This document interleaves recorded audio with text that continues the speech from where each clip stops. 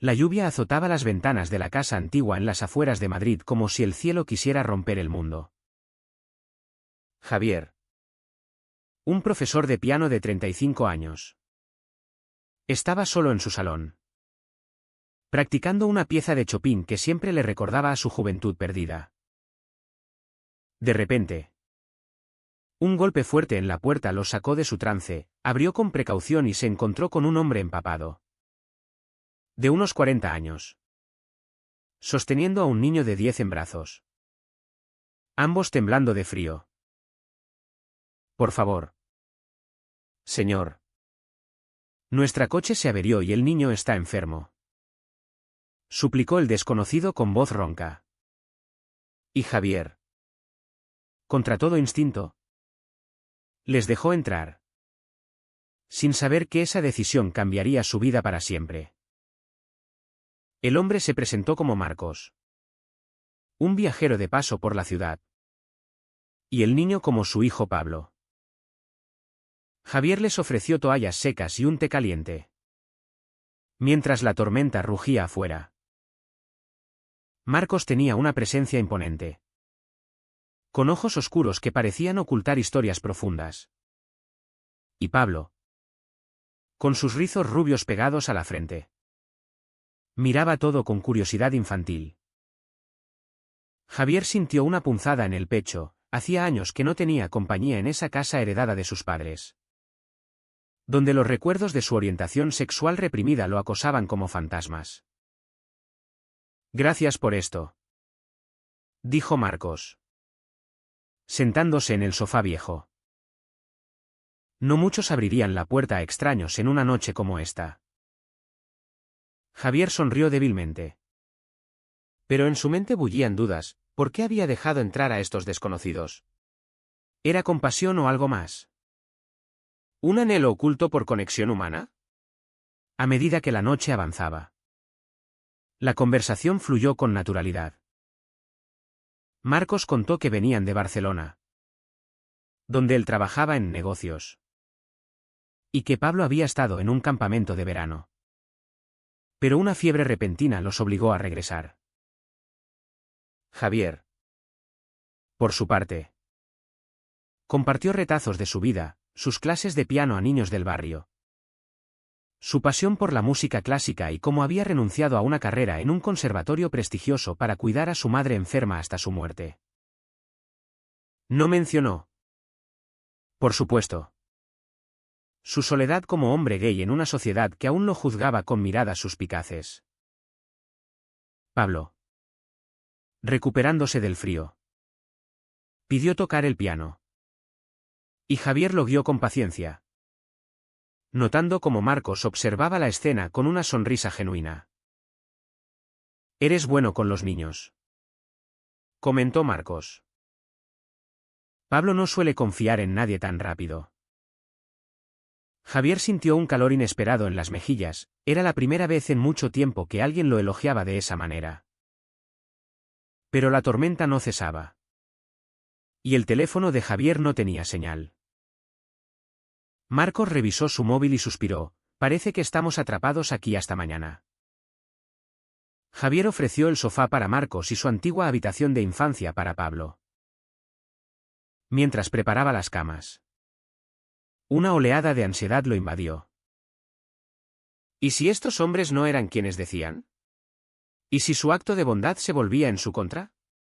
Recordó las advertencias de su hermana mayor, Elena, quien siempre le decía, Javier, eres demasiado ingenuo. La gente aprovecha de los solitarios como tú. Elena, casada con un hombre conservador y madre de 2. Nunca había aceptado del todo su sexualidad, aunque fingía tolerancia en las reuniones familiares. No hagas nada que manche el nombre de la familia, le había advertido una vez, cuando le insinuó salir del armario públicamente. Al amanecer, la lluvia amainó. Pero Marcos insistió en quedarse un poco más para que Pablo descansara. Javier preparó desayuno, huevos revueltos, pan tostado y café fuerte. Durante la comida, Marcos reveló más sobre sí mismo. Había perdido a su esposa en un accidente hacía 5 años. Y desde entonces criaba a Pablo solo, viajando por trabajo para mantenerlos. Es duro, admitió. Pero Pablo es mi todo. Javier asintió. Sintiendo una empatía profunda, él también había perdido a sus padres. Y la soledad lo había moldeado en un hombre cauteloso. Sin embargo, algo en la forma en que Marcos lo miraba lo inquietaba. Era una mirada que iba más allá de la gratitud. Una que hacía que su corazón latiera más rápido. ¿Y tú?, preguntó Marcos. ¿Alguna familia cercana? Javier dudó. Pero respondió, solo mi hermana. Pero vivimos vidas separadas. No añadió que Elena lo presionaba para sentar cabeza con una mujer, ignorando su verdad. Esa tarde, mientras Pablo jugaba en el jardín ahora soleado, Marcos y Javier hablaron en el porche.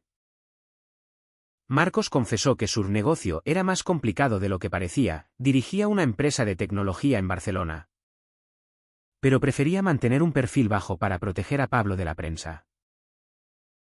Javier se sorprendió. Marcos no parecía un CEO millonario, con su ropa sencilla y su coche modesto. No todo es lo que parece, dijo Marcos con una sonrisa enigmática. Javier sintió una atracción creciente. Pero la reprimió. ¿Cómo podía permitirse eso? Él era un profesor humilde, gay y soltero, en una España donde el matrimonio igualitario existía. Pero los prejuicios persistían en familias como la suya. Marcos, al parecer heterosexual y viudo, representaba un mundo inalcanzable. Sin embargo, cuando Marcos tocó su hombro al despedirse, prometiendo volver para agradecerle adecuadamente, Javier supo que algo había cambiado. Días después, recibió una llamada. Marcos quería invitarlo a cenar en Madrid. Javier aceptó, ignorando la voz interna que le advertía de las consecuencias.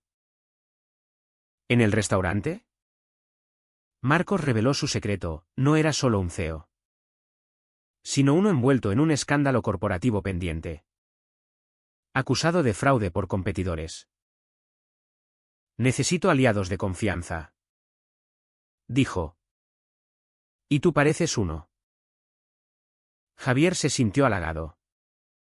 Pero también atrapado. ¿Era esto amistad o algo más? La noche terminó con un abrazo que duró demasiado. Y Javier regresó a casa con el corazón en conflicto, preguntándose si había abierto la puerta a un amor imposible o a una traición inminente. Las semanas siguientes fueron un torbellino para Javier. Marcos lo visitaba con frecuencia, trayendo a Pablo, quien se encariñaba cada vez más con las lecciones de piano improvisadas. Javier enseñaba al niño notas básicas, y Pablo respondía con entusiasmo, llamándolo tío Javier. Marcos observaba estas escenas con una ternura que desarmaba a Javier. Pero debajo de esa calidez, crecía una tensión palpable. En una de esas visitas, Marcos confesó, desde que perdí a mi esposa, no he sentido conexión con nadie. Hasta ahora. Javier se quedó helado. ¿Era una insinuación? Él, que había salido del armario solo ante unos pocos amigos, sintió pánico. Marcos. Yo soy gay, balbuceó finalmente, esperando rechazo. Pero Marcos lo miró con calma. Lo sé, Javier. Y no me importa. De hecho, me atraes por quien eres. Esa revelación fue como un terremoto. Marcos admitió que había explorado su bisexualidad en la juventud, Pero la presión social y su matrimonio lo habían enterrado. Ahora, viudo y poderoso, se sentía libre para explorar. Pero con discreción por Pablo y su empresa. Javier, abrumado, se dejó llevar por un beso robado en la cocina. El primero en años. Fue un momento de euforia, pero seguido de culpa inmediata. ¿Qué pasaría si Elena se enteraba? Su hermana, devota católica, vería esto como un pecado, especialmente involucrando a un niño. Y la sociedad, en Madrid. El orgullo gay era visible. Pero en círculos conservadores, un romance entre un profesor y un CEO con hijo podía ser escandaloso. La relación se intensificó en secreto. Encuentros furtivos en hoteles. Mensajes codificados. Promesas de un futuro juntos. Marcos le mostró su mundo, cenas en restaurantes exclusivos. Viajes cortos a la costa. Javier se sentía vivo. Pero el precio era alto. Dejó de lado sus clases para estar con ellos. Y sus alumnos notaban su distracción. Un día, Pablo le preguntó inocentemente, «¿Papá y tú sois novios?» Javier palideció. Y Marcos intervino, «Somos amigos especiales». «¿Hijo?» Pero la mentira pesaba. Javier comenzó a cuestionar, ¿estaba Marcos usando su poder para manipularlo? El CEO enfrentaba un juicio por fraude. Y Javier se enteró por casualidad de que Marcos había ocultado detalles, la acusación involucraba lavado de dinero. Y él necesitaba un alivio emocional para humanizarse ante el público. La crisis estalló cuando Elena visitó a Javier sin aviso. Encontró una foto de Marcos y Pablo en su mesita de noche. ¿Quiénes son estos?, interrogó. Javier mintió, un alumno y su padre. Pero Elena, suspicaz, investigó y descubrió la identidad de Marcos a través de noticias en línea. Es un delincuente corporativo. ¿Y tú? ¿Involucrado con él? Javier. Esto es una vergüenza para la familia. La discusión fue feroz, Elena lo acusó de egoísmo.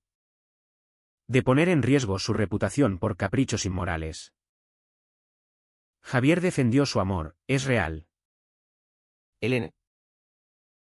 Por primera vez. Soy feliz. Pero ella replicó, la felicidad no justifica el daño. Piensa en el niño. En lo que la sociedad dirá. Javier se sintió traicionado por su propia sangre. Pero también dudoso, ¿tenía razón Elena? ¿Estaba sacrificando su ética por pasión? Marcos, al enterarse, prometió resolver todo. Dejaré la empresa si es necesario, dijo. Pero Javier descubrió una traición mayor, Marcos había usado su nombre en documentos falsos para desviar fondos. Alegando una donación a clases de piano para niños pobres. Era un plan para limpiar su imagen. Y Javier era el peón involuntario. Confrontado, Marcos admitió, lo hice por nosotros. Para protegernos. Javier se sintió destrozado, el amor que creía puro era manchado por ambición. Rompió con él esa noche, expulsándolo de su casa ante los ojos llorosos de Pablo. Papá. ¿Por qué?, preguntó el niño. Javier no pudo responder, el precio de su decisión era el corazón roto de un inocente. Solo en su salón. Javier tocó el piano con furia. Las notas reflejando su tormento interno. Había elegido la integridad sobre el amor. ¿Pero era correcto? La sociedad lo aplaudiría por rechazar la corrupción. Pero su familia lo juzgaba por su orientación. Y Marcos. Era villano o víctima de sus propias presiones. Javier llamó a Elena, buscando reconciliación. Pero ella colgó, hasta que no cambies. No hay familia. El aislamiento lo envolvió. Y se preguntó si valía la pena luchar por su verdad en un mundo tan hostil. Meses después, Javier intentaba reconstruir su vida. Volvió a sus clases de piano con dedicación renovada. Pero cada nota le recordaba a Pablo y Marcos. La prensa explotó el escándalo, Marcos fue absuelto por falta de pruebas. Pero su reputación quedó dañada. Javier evitó las noticias, temiendo ver su nombre mencionado. Sin embargo, una carta anónima llegó: lo siento por todo. Pablo te extraña. M. Javier la rompió. Pero el remordimiento lo carcomía. ¿Había sido demasiado duro? ¿Podía el amor redimir la traición? Elena, en un gesto de arrepentimiento, lo visitó. He reflexionado, dijo. Tu vida es tuya. Pero el riesgo con ese hombre era real. Javier compartió su dolor, lo amaba. Elena. Pero elegí lo correcto. Ella lo abrazó por primera vez en años. Un gesto de aceptación frágil. Pero la sociedad no era tan indulgente, rumores en el barrio lo tildaban de involucrado en escándalos gays. Y perdió alumnos. Javier enfrentó el prejuicio cara a cara, un padre retiró a su hijo de clases, diciendo, no quiero influencias inapropiadas. Herido, Javier debatió internamente, salir públicamente para combatir el estigma o esconderse para protegerse. Marcos reapareció en una tarde lluviosa, similar a la primera. Necesito hablar, suplicó. Javier lo dejó entrar, pero con frialdad. Marcos reveló su verdad completa: el fraude era una trampa de rivales. Y él había usado a Javier para ganar tiempo. Pero ahora renunciaba a todo. Vendo la empresa. Me mudo a un pueblo pequeño con Pablo. Quiero que vengas con nosotros. Javier vaciló, la oferta era tentadora. Un escape de la presión familiar y social. Pero significaba abandonar su vida, su integridad. ¿Y el daño que causaste?, replicó. Marcos lloró: pagué el precio. Perdí tu confianza. Pablo, esperando en el coche, corrió adentro y abrazó a Javier. Por favor. Tío, ven con nosotros. La decisión fue agonizante. Javier pensó en las Maut 1C, perdonar la traición por amor. Arriesgar el bienestar de Pablo en una relación no tradicional. La sociedad española, progresista en leyes pero conservadora en corazones, lo juzgaría. Y Elena, si se iba, la perdería para siempre. Optó por rechazar: no puedo. Marcos. Merecemos vidas honestas, no escondidas. Marcos partió destrozado. Y Javier se quedó solo nuevamente. Pero con una resolución nueva: confrontar su mundo. Inspirado, Javier organizó un recital público donde reveló su historia anónimamente a través de la música, componiendo una pieza sobre amor prohibido y redención. El público aplaudió. Pero un periodista lo reconoció y publicó: profesor gay enredado en romance con CEO absuelto. El backlash fue feroz: amenazas en redes, boicots a sus clases. Elena lo defendió públicamente por primera vez: mi hermano es un hombre bueno. Y su amor no daña a nadie. Ese apoyo lo fortaleció. Pero el costo fue alto: perdió amigos. Y su salud mental se resquebrajó. En una noche de insomnio, Javier recibió una llamada de Marcos: Pablo está en el hospital. Fiebre alta. Como aquella tormenta. Javier corrió a Barcelona, ignorando todo. En la sala de espera, Marcos lo abrazó: gracias por venir. Pablo se recuperó. Y en ese momento vulnerable, Javier vio la verdad: su amor era real. Pese a los errores. Pero eligieron separarse por el bien mayor. Marcos criaría a Pablo en estabilidad. Y Javier lucharía por aceptación en Madrid. Los años pasaron con lentitud dolorosa. Javier, ahora de 40, se convirtió en activista sutil, dando charlas en escuelas sobre diversidad y tolerancia. Su relación con Elena mejoró, ella asistía a sus eventos, aunque con reservas. Pero el vacío por Marcos y Pablo persistía. Un día, en un café madrileño, se topó con ellos. Pablo, ahora adolescente de 15. Lo reconoció: tío Javier. Marcos, canoso pero aún imponente. Sonrió: el destino. Charlaron horas. Marcos había reconstruido su vida como consultor anónimo. Y Pablo estudiaba música. Inspirado por Javier. La chispa renació. Pero con madurez.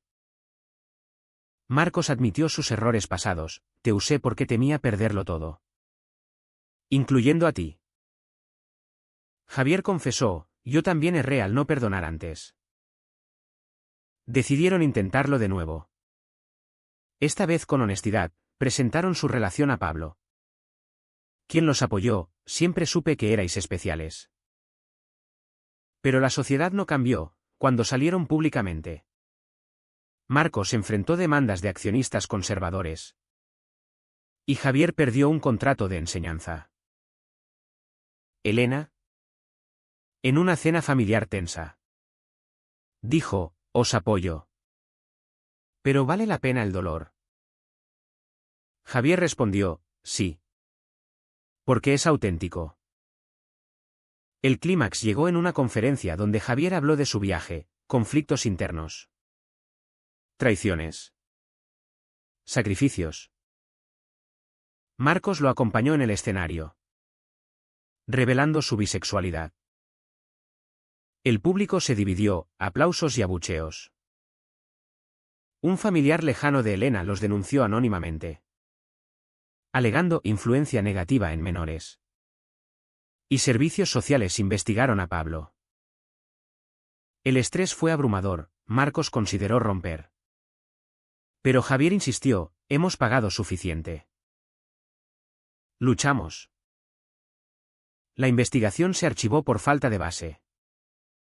Pero el daño estaba hecho. Pablo sufrió bullying en la escuela. Y Marcos perdió clientes. Javier cuestionó todo: ¿era su amor egoísta? ¿Deberían priorizar la estabilidad sobre la verdad? En una noche de confrontación, Marcos dijo: tal vez debamos elegir, nosotros o el mundo. Javier, con lágrimas, replicó: el mundo cambia con elecciones como la nuestra. Al final, optaron por un compromiso: vivieron juntos en discreción, enfocados en Pablo.